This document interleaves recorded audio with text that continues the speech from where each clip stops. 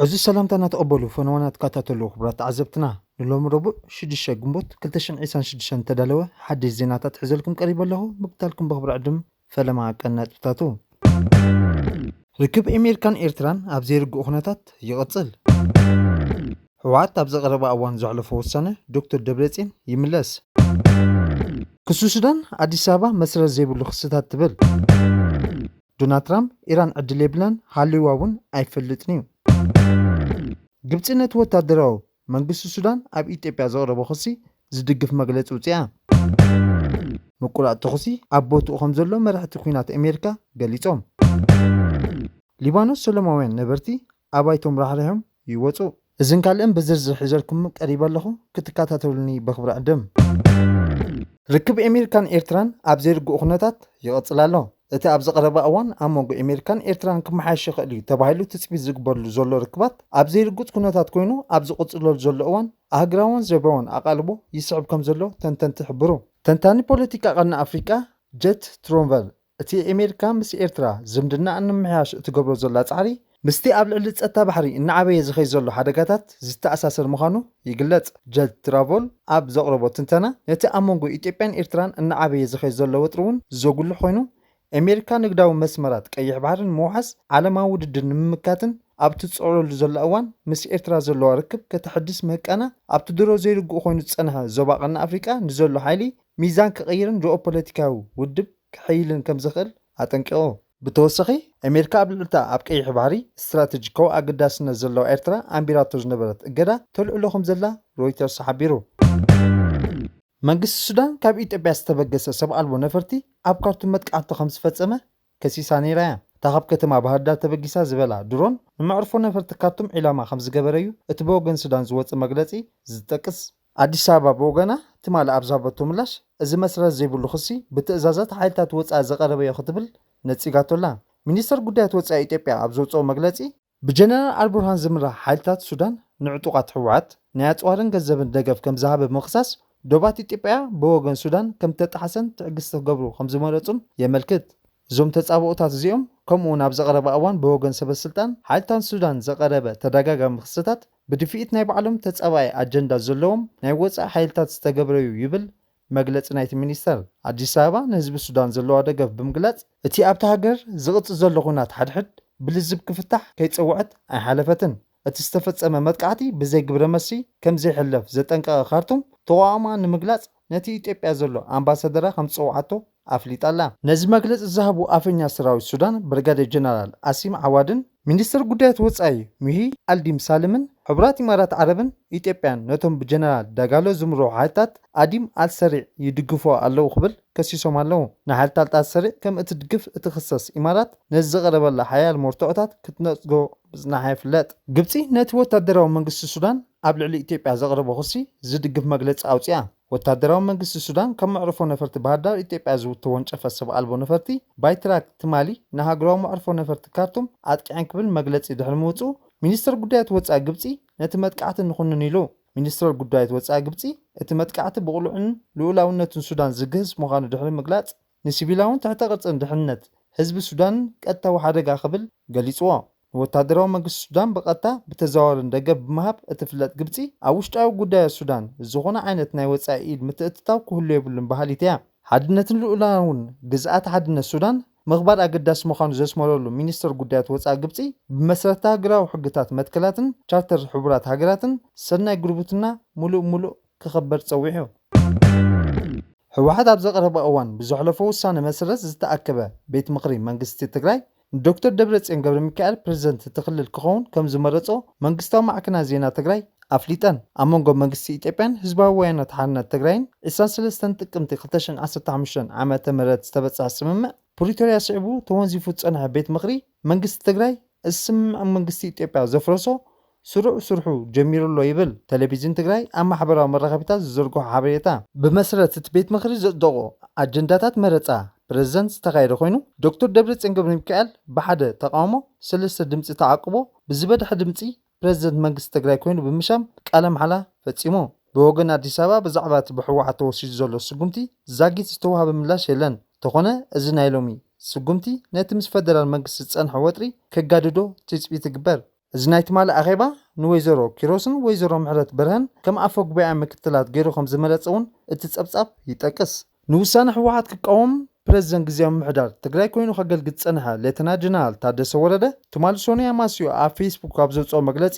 ህዝቢ ትግራይ ካልኣይ ዙር ውድቀት ክስከም ኣይግባእን ክብል ኣጠንቂቑ ነይሩ እዩ። ሕጂ ዘለናሉ መድረኽ ኣብቲ ኣፋፍ ሰላም ኩናትን መንጎ ዘላ ኣዝያ ቀጣን መንገዲ ሒዝና እንፀጥፈሉ ከይተቐንጠጠ ዝጸንሐ ደመና ኩናት ክሰርብ ዝኽእለሉ ብቐሊሉ ናብ ኩናት ሸታሕ ኢልና ክንኣትወሉ ኣብ እንኽእለሉ ኩነታት ኣለና ይብል እቲ ጀነራል። ብሰንኪ ምስ ህወሓት ዘጋጠሞ ተመሳሳሊ ወጥሪ ካብ መቐለ ናብ ኣዲስ ኣበባ ዝኸደ ፕሬዚደንታዊ ግዝያዊ ምምሕዳር ነበር ጌታቸው ረዳ ነዚ ናይ ትማሊ ስጉምቲ ፀወታ ቆልዑ ክብል ገሊፅዎ ኣሎ። ቃንጫ መርዓት እትበሃል ፀወታ ቆልዑ ክወድኡ ዝወሰኑ ደናቁርት ሎሚ እናላገፁ ደጊሞማ ክንስሓቅ ዲና ክንበኪ እዚኦም ከይተሰገጉ ህዝቢ ትግራይ ሰላም ኣይረክብን ይኽብል ጌታቸው ኣብ ማሕበራዊ መራኸቢታት ርእይቱ ይብሎ። እዚ ሎሚ ስልጣን ሒዙ ዘሎ ቤት ምክሪ በቲ ኣብ መስከረም 2020 ዝተኻየደ ብፌደራላዊ መንግስቲ ዘይሕጋዊ ተባሂሉ ዝተነፅገ መጻረዪ ንሓፂር እዋን ስልጣን ሒዙ ነይሩ እዩ። ኣብ ወርሒ ሕዳር ድማ ድሕሪት ዝተወልዐ 2 ዓመት ግን ፈሪሱ ነይሩ። ኣብ ላዕለዋይ መሪሕነት ህወሓት ዝነበረን ምስ ጌታቸው ረዳ ካብቲ ውድብ ተፈንጪሉ ብምውፃእ ካልእ ውድብ ካብ ዝመስረቱ ዝኾነ ፕሮፌሰር ክንደያ ገብረ ህይወት ዕብዳን ክብል ነዚ ናይ ትማሊ ስጉምቲ ኮኒንዎ ኣሎ። ብተወሳኺ ስዑድ ዓረብ ኣብ ልዕሊ መዕርፎ ነፈርቲ ካርቱም ዝተፈጸመ መጥቃዕቲ ኮኒና ሱዳን ሰብ ኣልቦ ነፈርቲ ኢማራት ዓረብን ኢትዮጵያን ደብዲበናና ክትብል ድሕሪ ዘስማዓቶ ክሲ ስዑድ ዓረብ ኣብ ሱዳን ኣብ ዝርከባ ሃገራዊ መዕርፎ ነፈርቲ ካርቱም ኣብ ሓደ ቦታ ዕላማ ብምግባር ዝተፈጸመ መጥቃዕቲ ብትሪ ኮኒና። ሚኒስትር ጉዳያት ወፃኢ ስዑድ ዓረብ ኣብ ዘውፅኦ መግለጺ ሃገሩ ንሓድነትን ምርግጋእን ጸጥታ ሱዳን ከም እትድግፍ ብምግላጽ ሲቪላዊ መሰለጣታት ካብ ቀጻሊ ግጭት ምክልኻል ከም ዘድሊ ኣስሚሩሉ ወሲኹ ድማ ጎረባብቲ ሃገራት ልኡላውነትን ናጽነት ሱዳን ከኽብራ ተማሓጺኑ። ኣብ ኦቫል ኦፊስ ምስ ጉዳይ ኢራን ኣብ ዘተኣሳስር መደብ ክዛረብ ዝጸንሐ ትራምፕ ነቲ ምስ ኢራን ዝካየድ ዘሎ ኩናት ብምጥቃስ ኢራን ዕድል የብላን ሃልዋ እውን ኣይፈልጥን ይፈልጥ እዮም ክዛረቦም ከለኹ ይነግሩን እዮም ኣብ ቴሌቪዥን ቀሪቦም ግን ጽቡቕ ኣለና ይብሉ ክብል ተዛሪቡ። ወሲኹ እውን ኢራን ኒኩሌራዊ ኣጽዋር ክህልዋ ኣይነፍቅድና ብምባል ኣሜሪካን ወታደራዊ ሓይሊ ባሕሪ ሓይሊ ኣየርን መራሕቲ ኢራን ደምሲሳቶላ ብምባል ነቲ ወትሩ ዝደጋግሞ ሓረግ ኣስሚዑ። እቲ ፕሬዚደንት ንኣሜሪካ ኣብ ኩናት እንተዘይትወፍር ኒኩሌራዊ ኣጽዋር ዘለዋ ኢራን መሃለወት ብምባል ምናልባት ኣብዚ ሕጂ እዋን ኩላትና ኣብዚ ኣይመሃለናን ኢሉ ናብ ኩናት ምእታው ምኹኒ ምዃኑ ክምጉድ ተሰሚዑ። ኣሜሪካን ኤሮጳ ሕብረትን ካብ 2010 ኣትሒዘን ኢራን ኒኩሌራዊ ቦምብ ንምምዕባል እትጥቀመሉ ኣላ ብዝብል ጥርጣረ ኣብ ልዕሊ ኢራን ሰፊሕ ቁጠባውን እገዳ ኣንቢረን ነይረን እየን። እንተኾነ ኢራን ኒኩሌራዊ ፕሮግራም ንሲቪላዊ ዕላማ ምዃኑ እያ ትምጉት። እቲ ፕሬዚደንት ኢራን ናብ ቅድሚት መዳፍዕ ዘለወን ንኣሽቱ ጀላቡ ተመሊሳላ ብምባል ኣሜሪካ ዲኻተያ ይብል። ዋሽንግተን ኣብ መጻቦ ሄርሙዝ ንንኣሽቱ ጀላቡ ኢራን ድሕሪ ምጥቃዕዩ እቲ ብሶኒ ኣብቲ ንሱ ዝውንኖ ማሕበራዊ መራኸቢታት ትሩዝ ሶሻል ዘውፅኦ ጽሑፍ 7 ንኣሽቱ ጀላቡ ወይ ከምቲ ኣጸዋዕዖም ፈጠና ጀላቡ ሃሪምናየን ኣለና ኢሉ። ኣብ ቤት ጽሕፈቱ ኦቫል ኦፊስ ኢራን እቲ ኩናት ብ159 መራኸብ ከም ዝጀመረቶ ዝገለጸ ትራምፕ ኩለን ዝነበረኦም መራኸብ ኣብ ትሕቲ ማያት ኣብ ማዕሙቕ ባሕሪ ይቕበር ኣለዋ ክብል እውን ተነይቱሎ። ኣብ መንጎ ኣሜሪካን ኢራንን ረፅማ ኣብ ዝቕፅለሉ ዘሎ እዋን ምቁራፅ ትኩሲ ኣብ ቦትኡ ከም ዘሎ መራሕቲ ኩናት ኣሜሪካ ኣፍሊጦም። ትማሊ ኣብ ዋሽንግተን ጋዜጣዊ መግለፂ ዝሃበ ጸሓፊ ክፍሊ ኩናት ምክልኻል ከምኡውን ላዕለዋይ ኣዛዚ ሰራዊትን ድሕሪ ምቁራፅ ትኩሲ ኢራን ልዕሊ 10 ግዜ ኣብ ልዕሊ ሓይልታቶም መጥቃዕቲ ከም ዝፈጸመት ከሲሶም። ጸሓፊ ፔት ሄግሰን ከም ዝበሎ ብመጻቦ ሄርሙዝ ንዝሓልፋ መራኸብ ንምስናይ ቀይሕ ጻዕዳ ሰማያዊ ጽላል ከም ዝመስረቱ ሓቢሩ። ኣብቲ ኣብ ፔንታጎን ዝተኻየደ ጋዜጣዊ መብርሂ ዝተሳተፈ ኣብ ወንበር ሓለቓታት ስታፍ ክንፍታት ሰራዊት ኣሜሪካ ጀነራል ዳንኬን ብወገኑ ኢራን ንመስርሕ ቀረባት ዓለም ከም ኣጽዋር ብምጥቃም ንቁጠባ ዓለም ጆሆ ሒዛቶላ ክብል ከሲሱ። ብመጻበኡ ሄርሙዝ ከይሓልፉ ዝተዓክቱ 29500 ባሕረኛታት 1550 መራኸብ ንግድን ኣብ ወሽመጥ ይጽበዩ ከም ዘለውን እቲ ጀነራል ጠቒሱ። ሊባኖስ ሰላማውያን ነበርቲ ኣባይቶም ረሓሪሖም ይወፁ ኣለዉ። ናይ ምጓዓዝ ትእዛዛት ንብዙሓት ቁሸታት ከተማ ሊባኖስ ልሙድ ኮይኑሎ። ነበርቲ ነቲ ትእዛዝ ምስ ዝረኽቡ ድማ ይትረፍ መዓስ ይምለሱ ምምላሶም ብዓብዪ እውን ኣብ ምልክት ሕቶ ኣትሎ። ሓያሎ ዓደታት ክወፃእ ትእዛዝ ምቕባለን ስዒቡ ሓይልታት ምክልኻል እስራኤል ተወሳኺ መጠንቀቕታት ሂቦም ነይሮም። ይኹን እምበር እስራኤላውያን ደባቶም ንምሕላው ነቲ ከም መከላኸሊ ዞባ ዝእውጅዎ ከባቢታት እናስፍሑ ይቕፅሉ ብምህላዎም ሓደ ግዜ እቲ ትእዛዛት እዚ ኣብ ውሽጢ ብጫ መስመር ከም ዘሎ ኣብ ዘይተኣውጀ ከባቢታት እዩ ዝፍጸም ዘሎ። እስራኤላውያን ንመሰረት ልምዓትን ኣባላት ሕዝቡላህን የጥቅዑ ከም ዘለዉ እኳ እንተተገለጸ ንኣሃዛት ቁፅሪ ኣስማት ናይቶም ዝተቐትሉ ሰባት እንተሪእና ሰሞያ ጥዕና ጋዜጠኛታት ዝርከቦም መብዛሕትኦም ሲቪላውያን እዮም። ኣብ ደቡባዊ ሸነኽ ዝርከቡ ዓድታት ምስ ኣባይቶም ከዓንዉ እንከለዉ ገለ ከተማታት ሙሉእ ስለ ዝፈረሳ እዞም ኣብ ደቡብ ዝርከቡ ከባቢታት ደጊም መንበሪ ኣይኮኑን እዮም ዝብል ስጋኣት ቁጥዐ ፈጢሩሎ። እስራኤላውያን ዝኾነ ሰብ ክምለስ ከም ዘይክእል ኣጠንቂቖም ኣለዉ።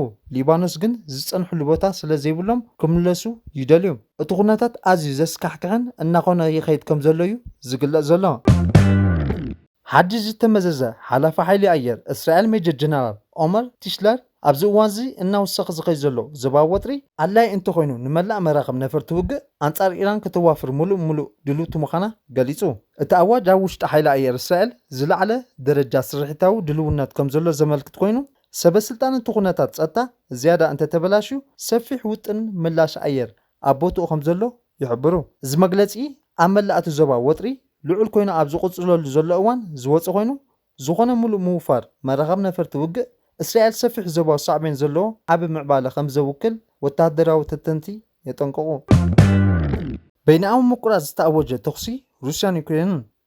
ሩስያ ኣብ ልዕሊ ዩክሬን ዝተፈጸመ ሓድሽ መጥቃዕቲ ብውሕዱ 20 ሰባት ከም ተቐትሉ ሰመዝ ገሊጾም። ክልቲአን ሃገራን ነናተን እማመ ምቁራጽ ተኽሲ ኣብ ዘቕርባሉ ዘለዋ እዋን እቲ መጥቃዕቲ ዝካየድ ዘሎ ዩክሬን ብወገና ኣብ ዘካየደቶ መጥቃዕቲ ብውሕዱ 2 ሰባት ከም ተቐተለ ሰመዝ ሩስያ ሓቢሮም። ሞስኮ ዝመጽእ ዓርብን ቀዳምን በይናዊ ምቁራጽ ከም ዝኣወጀት ብምፍላጥ ዩክሬን እንተጥሒሳቶ ዓብዪ ደብዳብ ሚሳይላት ከም እተካይድ ኣጠንቂቓላ። ከይ ብወገና ካብ ጽባሕ ሐሙስ ለይቲ ጀሚራ ገደብ ኣልቦ ምቁራጽ ተኽሲ ከም እትገብር ኣፍሊጣላ።